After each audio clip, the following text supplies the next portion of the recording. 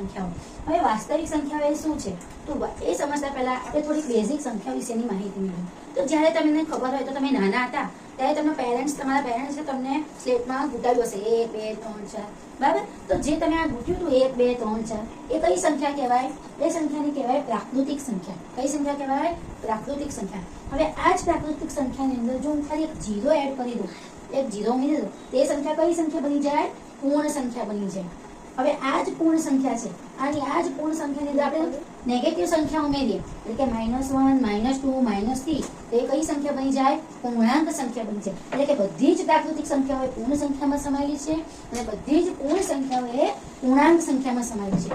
હવે છે સમય સંખ્યા. તો સમય સંખ્યા કોને કહેવાય? કે જેને આપણે અંશ અને છેદના સ્વરૂપમાં એટલે કે p/q સ્વરૂપમાં દર્શાવી શકીએ તેને કેવી સંખ્યા કહેવાય? સમય સંખ્યા. આ ઉપરાંત પોઈન્ટમાં હોય બરાબર.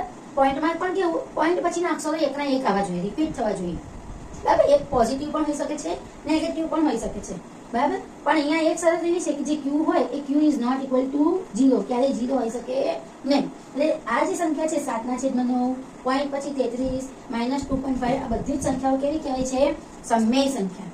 હવે વાત કરીએ અસમય સંખ્યાની. તો અસમય સંખ્યા એટલે કેવી સંખ્યા? તો પાઈ એક અસમય સંખ્યા છે. તો તમે કહેશો મેડમ પાઈની વેલ્યુ તો 22/7 છે તો એ તો સમય સંખ્યા છે કેમ કે p/q ના ફોર્મમાં છે. તો એ કઈ રીતે અસમય સંખ્યા થાય? પણ આ 22/7 આપણે આપણી ગણતરી સહેલી કરવા માટે લઈએ છીએ. બાકી પાઈની વેલ્યુ તો શું છે? 3.14 છે અને અહીંયા પણ આગળ વધતા જાય છે અક્ષરો અને એકના એક નથી આવતા. એના જે અંક છે રિપીટ થતા નથી. એટલે પાઈ કેવી છે? અસમય સંખ્યા છે. બીજું કે કોઈ પણ સંખ્યા કે જેનું વર્ગમૂળ ના નીકળી શકે, જેમ કે વર્ગમૂળ 2 વર્ગમૂળ 3 તો 3 થાય એટલે તો પ્રાકૃતિક થઈ જાય. વર્ગમૂળ 10 બરાબર. આ બધી સંખ્યાઓને શું કહેવાય? અસમય સંખ્યા. આ ઉપરાંત પોઈન્ટ પછી જેનો પોઈન્ટ પછીના અંક છે એ રિપીટ ના થતા હોય બરાબર. એકના એક અંક ના આવતા હોય તો એ સંખ્યાને કહેવાય અસમય સંખ્યા. અહીં જો 1.01 પછી 001 પછી 0001 4 વખત 01 તો એકનો એક અંક રિપીટ થતો નથી. તો આ સંખ્યાને કેવી કહેવાય? અસમય સંખ્યા. અને આ બધી જ સંખ્યાઓ પ્રાકૃતિક સંખ્યા, પૂર્ણ સંખ્યા, પૂર્ણાંક સંખ્યા, સમય સંખ્યા અને અસમય સંખ્યા આ બધી જ સંખ્યાઓનો સમાવેશ આમાં થાય છે?